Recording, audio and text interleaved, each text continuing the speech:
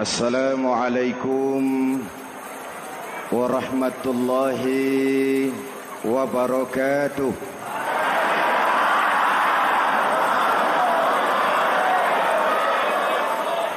Alhamdulillahi rabbil alamin. Wassalatu wassalamu ala ashrafil mursalin Sayyidina wa maulana Muhammadin wa ala alihi wa sahbihi ajmain, amma ba'du. Para ulama yang saya muliakan, hadirin hadirat ma'asyiral muslimin yang saya cintai, banyak kita alami perubahan-perubahan yang terjadi, baik perubahan yang menyangkut sosial budaya, lebih-lebih yang menyangkut sosial politik.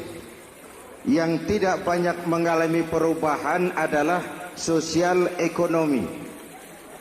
Bahkan angka kemiskinan kita naik menjadi 3/5 dari total penduduk kita hidup di bawah garis kemiskinan, dan 20% diantaranya miskin mutlak.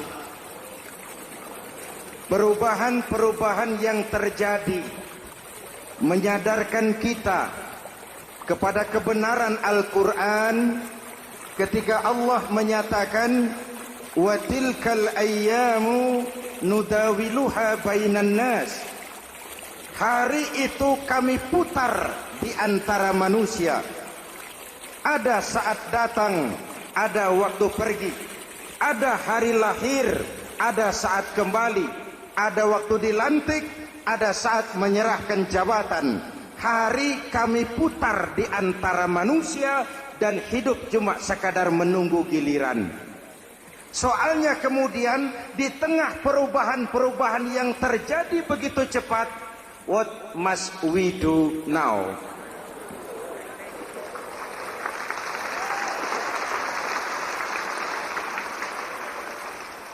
Saya juga nggak ngerti itu.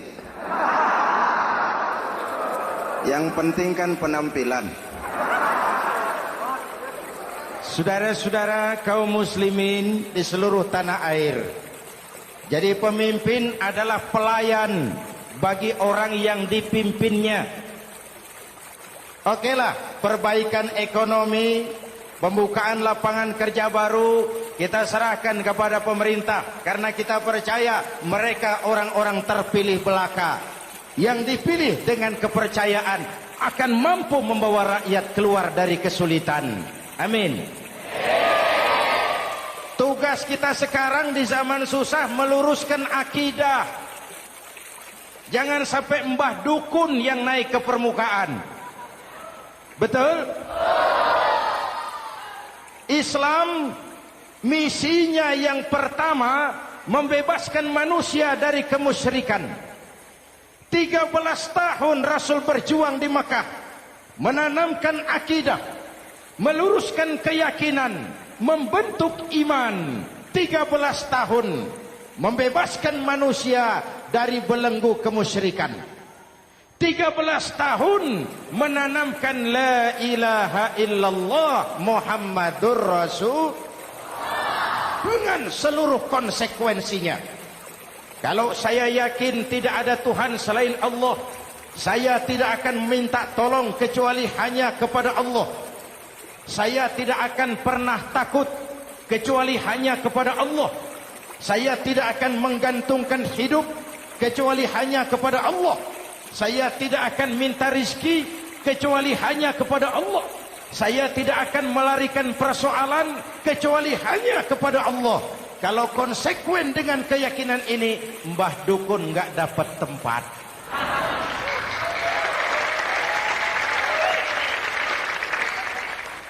Akur? Ayo lihat secara sederhana. Saya sandaran di tiang. Tiangnya ambruk, sayanya jatuh. Saya sandaran di tembok. Temboknya runtuh, saya juga runtuh. Saya sandaran kepada orang kaya, dia jatuh miskin, saya bangkrut. Saya sandaran kepada jenderal, dia pensiun, saya selesai. Tapi kalau saya sandaran hanya kepada Allah, Allah tidak akan pernah miskin, Allah tidak akan pernah lumpuh, Allah tidak akan pernah terpuruk, dan Allah tidak akan pernah berkurang kekuasaannya.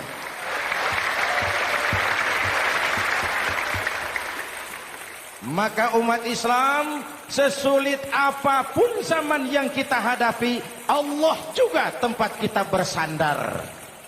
Jelas? Selama ini kita iman dalam ucapan, tapi sekuler dalam perbuatan. Di masjid ada Allah, di kantor Allah tidak ada, maka korupsi merajalela.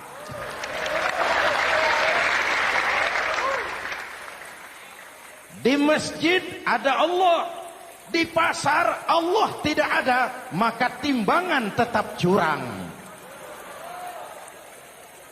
Kita iman dalam ucapan, tapi sekuler dalam perbuatan.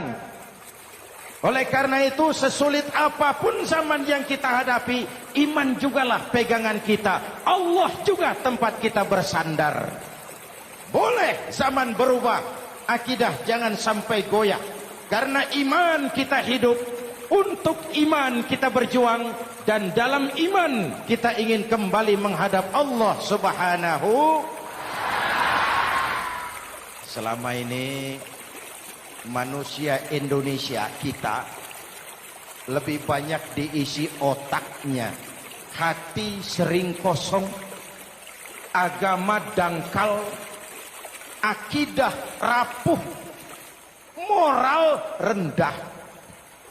Memang kemudian muncul banyak orang-orang pintar, cuma sayang tidak benar. Indonesia kita bangkrut, Indonesia kita terpuruk, Indonesia kita sakit parah kalau diurus orang yang cuma pintar tapi tidak benar. Kita perlu orang-orang pintar, tapi kita lebih perlu orang benar. Jelas?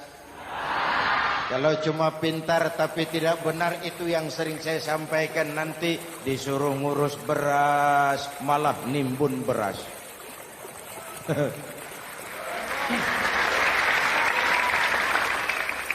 Disuruh ngurus laut malah jadi bajak laut.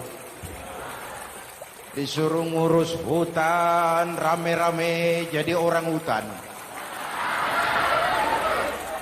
Jutaan hektar hutan Indonesia kita ini merupakan kekayaan sumber daya alam kita yang harus digunakan bagi sebesar-besar kemaslahatan rakyat. Yang disuruh ngurus hukum malah bikin hukum seperti pisau, tajam ke bawah, tumpul ke atas. Jangan heran lalu di masyarakat muncul street justice, pengadilan jalanan, sebagai refleksi dari ketidakpuasan melihat sikap hukum yang sangat berpihak. Kalau yang kecil salah, hukum cepat-cepat ditegakkan.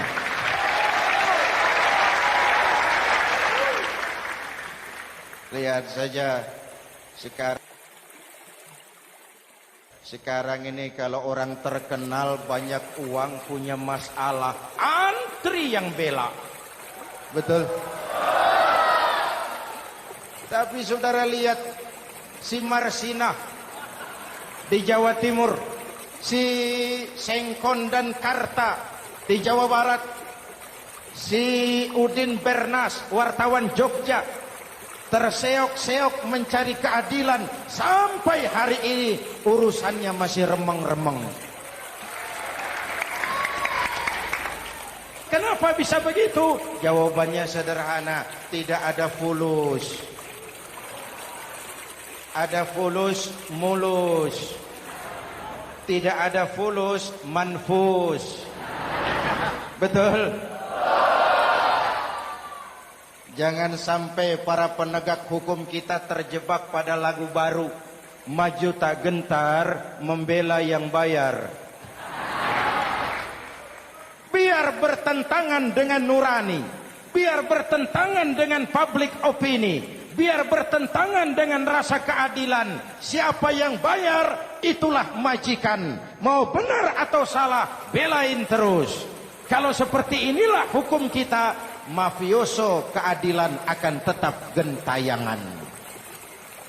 Hadirin yang saya hormati, 13 tahun beliau berjuang di Mekah, meluruskan keyakinan, memantapkan akidah, meneguhkan iman.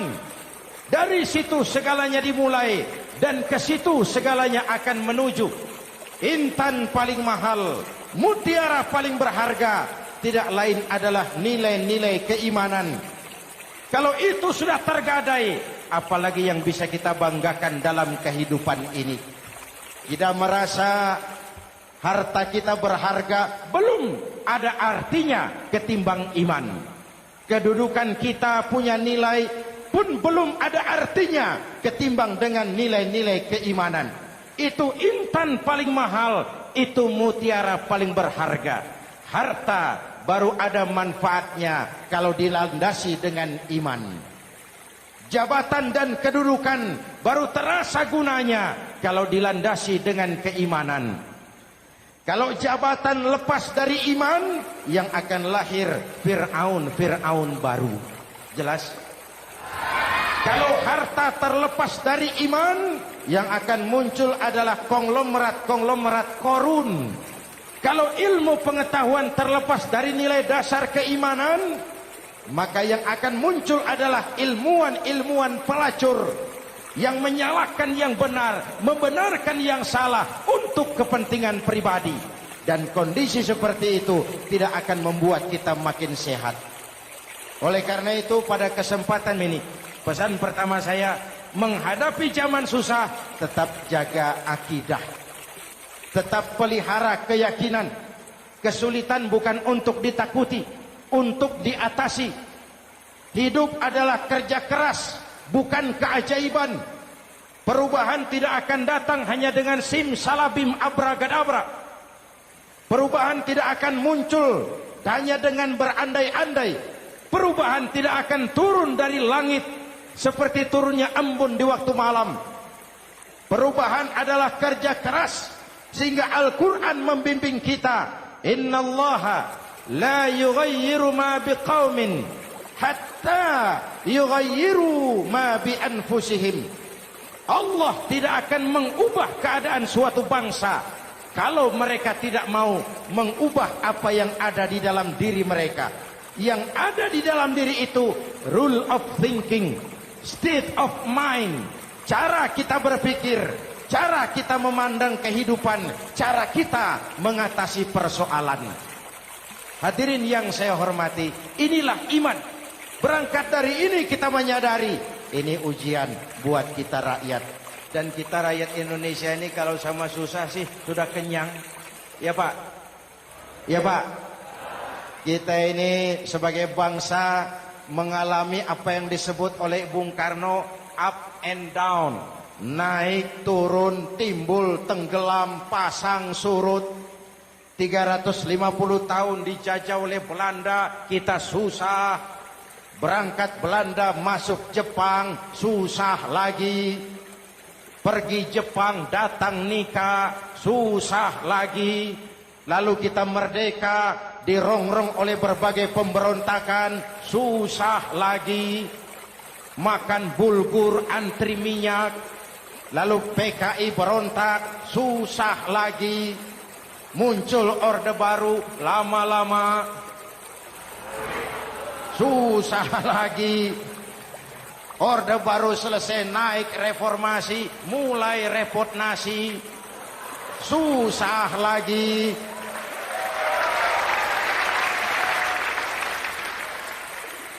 Kalau susah kita ini sudah akrab, sudah intim. Mestinya kalau sudah susah seperti itu, jangan salah sikap menyikapi kesusahan. Jangan sampai kita potong kompas, ambil jalan pintas, terjebak menghalalkan segala cara. Itu tidak akan menguntungkan. Itu tidak akan menyelesaikan. Kalaupun selesai nampaknya penyelesaian sesaat. Dan penyelesaian sesaat bukan penyelesaian yang sebenarnya. Karena itu tetaplah dalam koridor keimanan. Boleh zaman berubah, akidah jangan sampai goyah. Silahkan masa berganti, tapi keyakinan jangan mati. Sekali la ilaha illallah, sampai tetes darah paling penghabisan, tetap la ilaha. Sanggup? 3 orang. Sanggup? 21. Sanggup? Kalau sanggup kita harus konsekuen. Saudara-saudara di seluruh tanah air, misi yang kedua dari Islam setelah membebaskan manusia dari kemusyrikan, membebaskan manusia dari ras diskriminasi, mengikat manusia dengan tali akidah. Sebelum Islam datang, manusia dibedakan oleh warna kulit, manusia dibedakan oleh faktor keturunan, manusia dibedakan oleh faktor harta dan benda. Adalah Rasul yang mengajarkan, innallaha la yanzuru ila suwarikum wala ila amwalikum walakin yanzuru ila qulubikum wa a'malikum. Allah tidak melihat potonganmu, Allah tidak melihat hartamu. Yang Allah lihat itu adalah hatimu dan amal perbuatanmu. Jauh sebelum Amerika teriak-teriak membanggakan apa yang mereka sebut sebagai Declaration of Independence, Nabi sudah mengajarkan kepada kita semua, An-nas kulluhum li Adam wa Adam min turab la fadla li arabiyyin ala ujamiyyin illa bittaqwa. Seluruh manusia berasal dari Adam. Adam diciptakan dari tanah. Tidak ada kelebihan Arab dengan yang bukan Arab kecuali takwanya. Jauh sebelum Amerika mencanangkan bahwa semua manusia dilahirkan sama, that all men are created equal. Jauh sebelum itu Islam sudah membebaskan manusia dari ras diskriminasi. Apa dalam konteks kekinian? Menghadapi zaman susah tetap jaga kerukunan. Ya Pak, ya Bu, oi Bu. Menghadapi zaman susah tetap jaga kerukunan, baik antar umat seagama, antar umat beragama, maupun antar umat beragama dengan pemerintah. Menjaga kerukunan, jangan saling sikat sikut di antara kita. Sebab kalau sudah rukun, saya ajak berhitung. 1 ditambah 1 sama dengan, itu matematika namanya. Hasilnya pasti. Tapi angka sosial hasilnya aneh. Saya ubah jadi angka sosial. Ayo kita berhitung lagi. 1 orang takut ditambah 1 orang takut sama dengan 2 orang setengah berani. Kenapa setengah berani? Karena sudah berdua. Tadi kan takut sendiri. Kalau sama-sama takut berkumpul jadi setengah berani. Kalau ditambah 1 orang takut lagi, 1 orang takut ditambah 1 orang takut ditambah 1 orang takut sama dengan 3 orang berani. Kenapa jadi berani? Karena sudah bertiga. Kita yang lemah, kita yang marginal, kita yang dikucilkan, bahkan kita yang dilecehkan, kalau mau rukun kita akan kuat dan tidak bakal dipermainkan orang.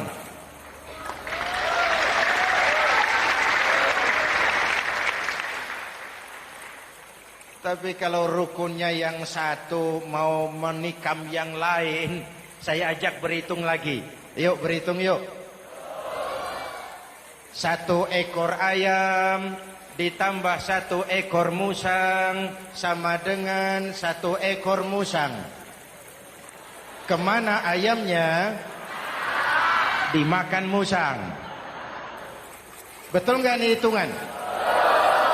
Ayo kita hitung lagi. 1 ekor ayam ditambah 1 ekor musang sama dengan 1 ekor musang.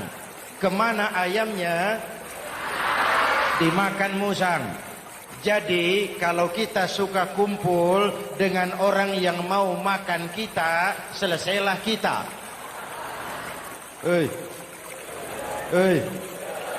Maka kalau merasa kita ini ayam, yuk kumpul sama-sama ayam, pulang ke kandang ayam. Kalau ada ayam kumpul ke kandang musang, itu namanya ayam minum baygon. Jelas? Menjaga kerukunan.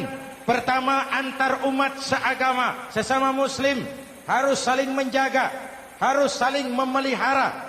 Baik dia muslim yang jadi kapolri, baik dia muslim yang jadi kasat, baik dia muslim yang jadi pengusaha, baik dia muslim yang jadi petani, nelayan, guru, semua komit menjaga semangat kebersamaan, rukun antar umat seagama. Jelas? Jelas? Hadirin yang saya hormati, atas dasar itu saya ingatkan kembali, kita semua ingin persoalan terorisme dilepaskan kaitannya dari agama manapun. Tidak ada kaitannya terorisme dengan Islam, dengan Kristen, dengan Hindu, dengan Buddha. Tidak ada kaitannya terorisme dengan pondok pesantren.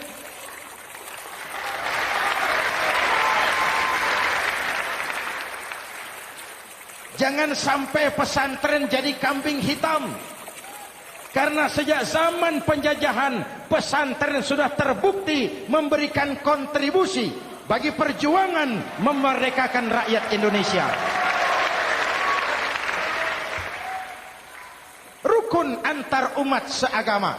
Yang kedua, rukun antar umat beragama. Islam ini rahmatan lil. Jangankan manusia walaupun berbeda agama, binatang saja dihormati. Ada hadis, fa iza zabahtum fa ahsinuz zibhata. Kalau kamu menyembelih hewan, sembelihlah dengan cara yang terbaik. Jangan menyembelih ayam dengan pisau tumpul. Itu namanya tidak berperi kebinatangan. Yang kecil lagi, saudara buka babul istinja, makruh buang air kecil di tanah yang berlubang. Sebab apa? Pertama, menjaga kesehatan. Siapa tahu di lubang yang saudara buang air kecil itu ada gas beracun. Kalau tidak, melindungi binatang yang ada di dalam lubang. Siapa tahu di lubang yang saudara buang air kecil itu ada semut sedang rapat membahas terorisme. Apa dosanya lalu mati dikencingi? Ini namanya rahmatan lis semut. Binatang saja dilindungi. Maka perbedaan agama tidak harus menyebabkan kita bertolak belakang. Perbedaan agama bukan alasan untuk saling bermusuhan. Apalagi kita sudah menyadari tentang kemajemukan kita, tentang kebinekaan kita, tentang keragaman kita. Rukun antar umat beragama. Saling menghormati, saling menghargai, tapi tetap dalam batas lakum dinukum. Lalu rukun antar umat beragama dengan pemerintah. Hadirin yang saya hormati, yang benar kita dukung, yang salah kita perbaiki dan kita tegur menurut cara-cara yang diajarkan oleh agama kita. Dan sholat berjamaah, pendidikan bernegara yang paling bagus. Tadi kita sholat ada imam, ada makmum, betul? Makmum wajib ikut imam kalau imam benar sholatnya. Rakyat wajib ikut pemimpin kalau pemimpin benar mimpinnya. Masyarakat Islam ini loyal. Masyarakat Islam ini bukan pemberontak. Masyarakat Islam ini taat dan setia. Kapan? Kalau imamnya benar. Imam takbir, makmum. Imam ruku, makmum. Imam i'tidal, makmum. I'tidal. Imam sujud, makmum. Tapi kalau imam keliru, mestinya imam ruku malah sujud. Salah imam ini. Tegur. Siapa yang wajib negur? Makmum yang saf terdepan. Nih, anggota DPR.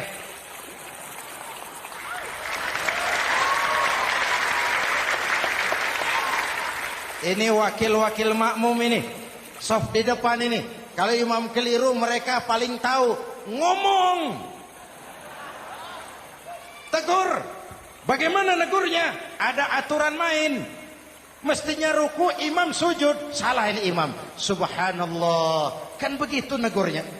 Betul? Tidak boleh juga imam keliru, makmum emosi. Main pegang. Weh, makmum salah. Hoi, hoi. Kacau solat. Betul? Anggota dewan ini, saf di depan. Itu kalau imam keliru. Satu saat imam buang angin. Namanya manusia bisa buang angin toh. Apa makmum lalu berkata, demi kesetiaan saya kepada imam, imam buang angin, saya lebih keras lagi. Itu namanya fanatisme buta, loyalitas yang goblok. Imam buang angin, minggir. Iyyaka na'budu wa iyyaka nasta'in. Sampai situ imam buang angin, minggir imam. Lalu saf yang di depan maju. Tidak usah bikin solat baru, teruskan pekerjaan imam. Ihdinas siratal mustaqim. Teruskan. Kenapa? Kalau bikin solat baru lagi, nanti buang angin lagi. Bikin lagi solat. Kapan selesainya solat? Kapan selesainya membangun negara ini? Yang penting imam tahu diri, buang angin, minggir.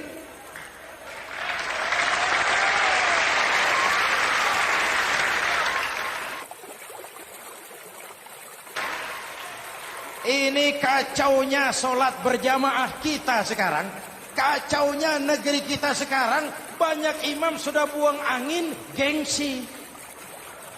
Diam aja merasa nggak punya salah.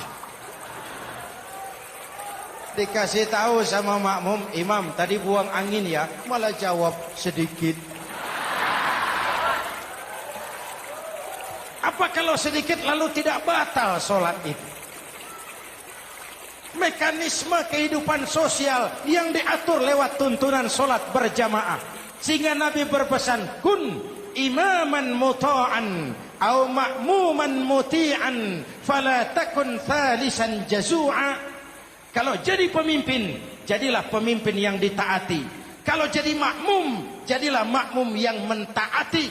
Jangan jadi golongan ketiga pemecah belah. Di depan tidak jalan, di belakang takut, ditaruh yang di tengah, di depan didorong, yang belakang ditendang. Ini namanya biang kerok. Saudara-saudara, dari uraian singkat ini saya ambil beberapa catatan pokok. Pertama, kalau ada intan paling mahal, kalau ada mutiara paling berharga dalam hidup kita, itu tidak lain adalah karena keyakinan. Hidup jadi indah, hidup jadi berharga, hidup jadi berarti kalau didasari atas sebuah keyakinan. Dan keyakinan itu tidak lain adalah nilai iman kita, akidah kita kepada Allah Subhanahu wa taala. Yang kedua, tetap menjaga kerukunan. Sesulit apapun zaman yang kita hadapi, kita tetap harus menjaga semangat kebersamaan. Kita harus tetap menjadi lem perekat yang menjaga keutuhan, baik sebagai bangsa maupun sebagai umat. Perbedaan adalah wajar, harus dihormati sebagai ciri kehidupan berdemokrasi. Tapi jangan perbedaan menjadi sebab kita bermusuhan, dan jangan perbedaan menyebabkan kita saling berpecah belah. Hormati perbedaan, jangan perbedaan dipandang sebagai permusuhan. Dengan akidah yang kuat dan kebersamaan yang kokoh, ayo kita hadapi kesulitan, kita atasi kesulitan, dan dengan kerja keras untuk menyongsong hari esok yang lebih pasti. Mari kita Fatihah, semoga Allah memelihara kita bangsa Indonesia. Ala hadhihi niyah wa ila hadratin Nabi. Al-Fatihah.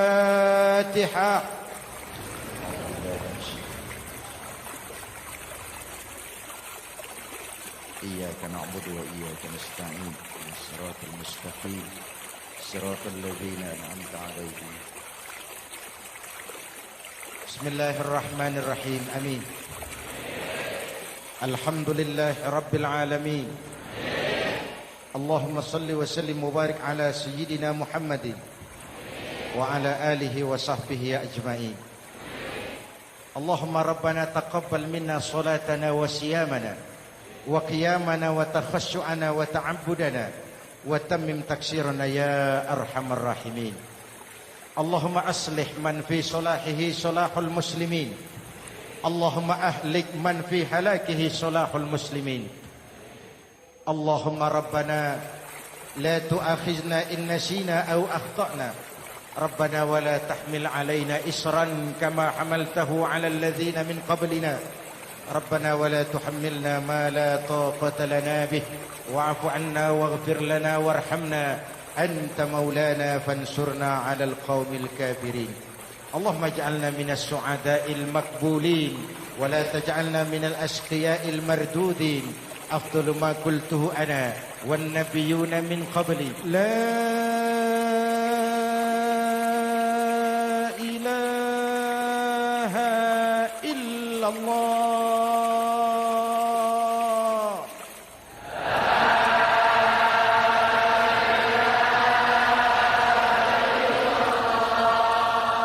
لا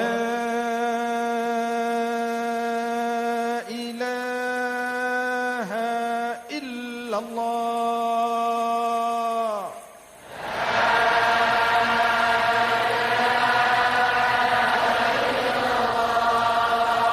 محمد رسول الله.